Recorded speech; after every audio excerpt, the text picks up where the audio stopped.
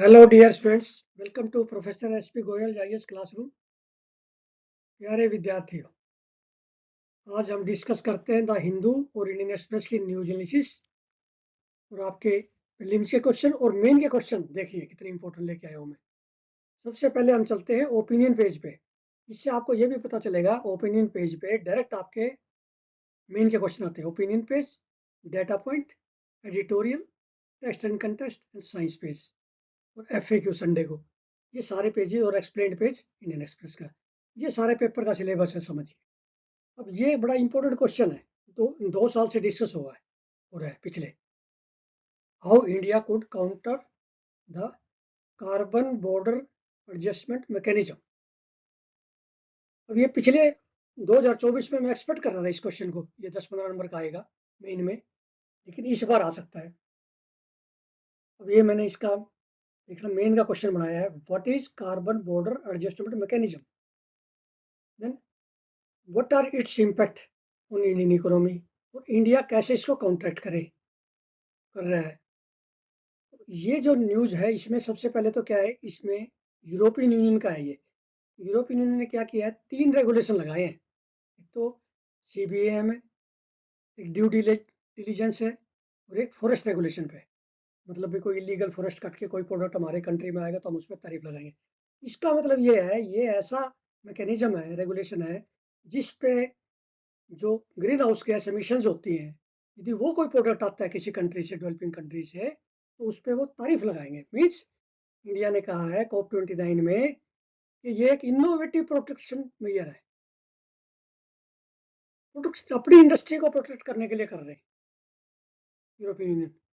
क्योंकि हमारे यहाँ फॉसिल फ्यूल इस्तेमाल होता है, अब हमें क्या इम्पैक्ट पड़ेगा, हमारी सीमेंट इंडस्ट्री, एल्युमिनियम, स्टील, ये सारे जो है हमारे फॉसिल फ्यूल से, और ये हमारा मेन ट्रेड है यूरोपियन से। तो इसका जो है मैंने एक स्टैंडर्ड आंसर, मॉडल आंसर लिखा है, वो आपको जो है अभी मैं आपको ये इसका जो है पूरा समझाता हूँ। लेकिन आपने ये ध्यान रखना है, इस तरह के क्वेश्चन आएंगे, ना कि किसी मैगजीन से। ये क्वेश्चन आपने करना है। अब इस क्वेश्चन का सबसे पहले आपने डिफाइन करना है। डेफिनेशन का मतलब है, ये आपकी इंट्रोडक्शन ही है, आपने ज़्यादा इंट्रोडक्शन बढ़ा चढ़ा के नहीं लिखनी। एग्जामिनर अप्रिशिएट नहीं करता ज़्यादा बड़ी इंट्रोडक्शन को। Carbon border adjustment mechanism is a climate policy tool introduced by European Union to tax carbon intensive goods imported into European union.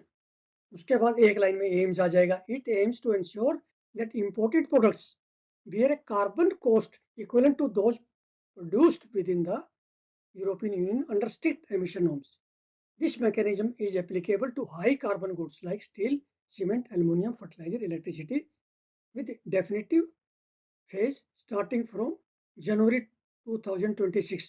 इसकी फुल इम्प्लीमेंटेशन है जनवरी 2026 में हो जाएगी, लेकिन हमारे पास 1 साल इसका नेगोशिएशन का है अभी। अब ये इम्पैक्ट इंडियन इकोनॉमी पे, ये इंपॉर्टेंट है।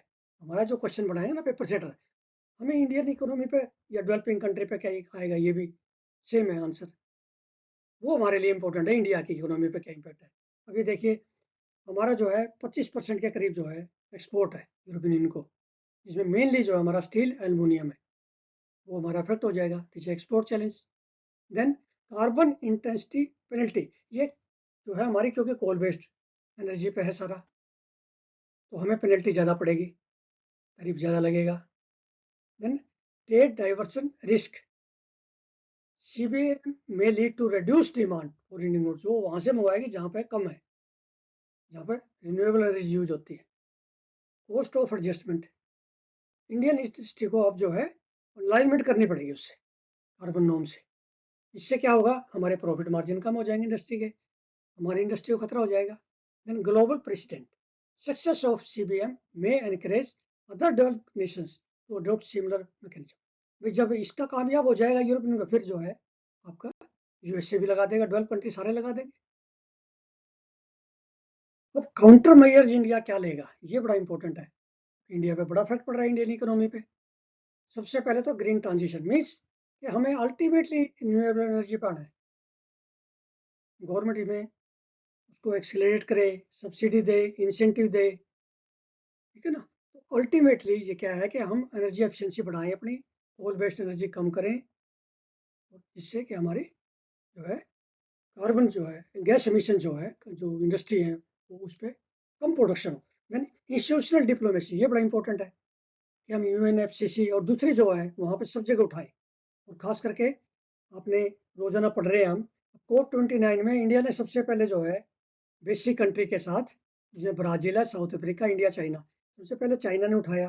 फिर इंडिया ने जो ना कहा कि ये जो है एक इनोवेटिव प्रोटेक्शनिस्ट मेजर है यूरोपियन यूनियन का, अपनी इंडस्ट्री को बचाने के लिए। Then trade diversification, then capacity building, कि हमें कैपेसिटी बिल्डिंग करनी पड़ेगी ताकि हमारी जो है कार्बन, और ये इसमें इन्होंने कहा है क्रिएट कार्बन ऑफसेट फ्रेमवर्क, ये बड़ा इंपॉर्टेंट है, इंडिया ने ये सजेशन दिया है। Then alliances with developing country, जैसे बेसिक कंट्री के साथ हम मिलके कर रहे हैं, तो अभी हमारे पास 1 साल है, ठीक है ना। ये सारे जो है समझौते होंगे, वार्तालाप होंगी, ये जो है हमें अच्छी तरह से, इसका सबसे पहले डेफिनेशन, उसके बाद इम्पैक्ट, फिर काउंटर मेजर्स, ये आपका 10 में से 6.5-7 नंबर आ जाएंगे। बड़ा इंपॉर्टेंट क्वेश्चन है। अब ये सेकंड आपका 10 नंबर का क्वेश्चन देखिए। बच्चे कहते हैं 4-5 क्वेश्चन, 6 क्वेश्चन ऐसे आते हैं जो हम टच नहीं कर सकते, उनमें से एक है ये भी ओपिनियन पेज पे है। इसमें है डिस्ट्रेस माइग्रेशन। आपने नोट किया है वल्नरेबल सेक्शन, वीकर सेक्शन से 2-3 क्वेश्चन आते हैं, उनमें से एक है ये वीकर सेक्शन का, वल्नरेबल का। डिस्ट्रेस माइग्रेशन क्या है, then what are the causes of distress migration and what are the challenges. ये क्या है, उड़ीसा सरकार ने सर्वे कराया है, उनके लाखों लोग जो है डिस्ट्रेस माइग्रेशन से माइग्रेट कर जाते हैं। और डिस्ट्रेस माइग्रेशन होती है नेचुरल कैलेमिटी से, या कोई जो है कई बार सोशल जो ना प्रॉब्लम आ जाए तब होती है, या वहाँ पे जो है एग्रीकल्चर वो लैंडलेस है, एग्रीकल्चर रेनफेड है, कुछ भी नहीं होता, भूखे मरते हैं, अनएम्प्लॉयमेंट है, ये सारे आपको पता है। फ्लड आ जाती है, ड्राउट आ जाते हैं, उसकी वजह से वो दूसरे स्टेट में माइग्रेशन कर जाते हैं। इसके क्या चैलेंजेस है, क्या गवर्नमेंट जो इसमें स्कीम लेके आई है, ये सारे आपने, और इसका जो पीडीएफ है, मैंने इसका आंसर लिख दिया है, मॉडल आंसर, वो पीडीएफ में डाल दिया है, वो आपको मिल जाएगा। लेकिन इसमें से भी आपको जो है, जैसे मैं आपको आर्टिकल देता हूँ, इसमें से कुछ पॉइंट निकालो ताकि आपको याद रहे। अब आपका एक क्वेश्चन पर्सनैलिटी या अवार्ड्स पे आ सकता है। Indira Gandhi prize for peace, disarmament and development 2023, ये आपने याद रखना है। ये 2023 का, 24 का नहीं है, अभी अनाउंस हुआ है, कंफ्यूजन हो जाती है। was president to classical pianist and conductor Daniel Barenboim and Palestinian peace activist Ali Abu Awad। इसका मतलब ये इंटरनेशनल पर्सनैलिटी को भी मिल सकता है, एक तो ये पता चल गया। इनके नाम आपने याद रखने हैं, बहुत इंपॉर्टेंट है। अब ये बिग शॉट पे है, रोजाना एक क्वेश्चन आता है, इसमें इंटरनेशनल लोकेशन आती है, ये इवेंट आता है international. Forest fire have been raised in El Cajas National Park, ये पूछेंगे काजास नेशनल पार्क कहाँ पे है इनका। Then El Cajas National Park इनका is in Ecuador, South America country है ये, इक्वेडोर उसमें है। तो ये वर्ल्ड पेज पर, इस पे जो है आपका वर्ल्ड की न्यूज मिलती है बिग शॉट में। अब ये दिल्ली एनसीआर के पोल्यूशन पे रोजाना न्यूज़पेपर में इतने आर्टिकल आ रहे हैं, सुप्रीम कोर्ट ने भी बड़ा सीरियस लिया इसको।